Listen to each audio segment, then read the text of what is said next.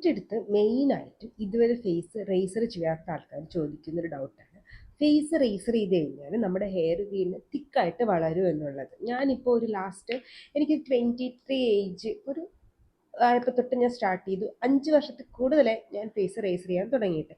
എനിക്കിതുവരെ എൻ്റെ ഹെയർ തിക്കായിട്ട് വരുന്നതായിട്ട് തോന്നിയിട്ടില്ല. എനിക്കറിയാവുന്ന ഒരുപാട് ആൾക്കാർ ഫേസ് റേസർ യൂസ് ചെയ്യാറുണ്ട്, ഇവർക്കാർക്കും തിക്കായിട്ട് വന്നിട്ടില്ല. ഒന്ന്. രണ്ടെന്ന് വെച്ചാൽ നമ്മൾ ഈ ഫേസ് റേസ് ചെയ്യുമ്പോൾ നമുക്ക് തിക്കായിട്ട് തോന്നുന്നതിൻ്റെ റീസൺ എന്തെന്ന് വെച്ചാൽ, ഇപ്പോൾ നമ്മൾ ഡെഡ് സ്കിന്നും ഹെയറും ഒക്കെ റിമൂവ് ചെയ്ത് കളഞ്ഞല്ലോ, അത് കളഞ്ഞിട്ട് പിന്നെ വരുന്ന ഹെയറിൻ്റെ ആ ഒരു എഡ്ജ് കുറച്ച് തിക്കായിരിക്കും. ആ തിക്നെസ് കാരണമാണ്. നോർമലി വരാനുള്ള ഹെയർ ആയിരിക്കും വരുന്നത്, പക്ഷെ അത് തിക്ക് കൂടുതലായതുകൊണ്ടായിരിക്കും നമുക്ക് ആ ഒരു തിക്നെസ് തോന്നുന്നത്.